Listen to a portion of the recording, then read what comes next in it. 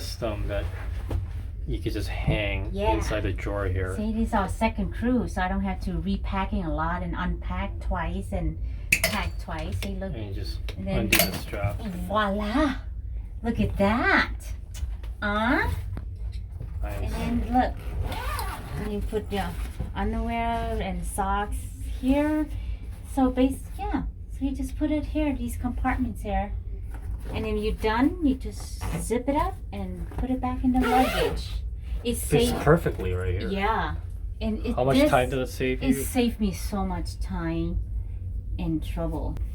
And it's literally saved me like 40 to an hour because I don't really have to unpack or like take out stuff, put it in the closets, The drawers. the drawers, hanging up clothes. I don't have to do that. A few of them maybe, but otherwise I actually don't. It saved me so much time and effort. Mhm. So yeah, I'm loving it. I highly recommend them. But you Okay, bought 2 of them. I did. They were like $30 each.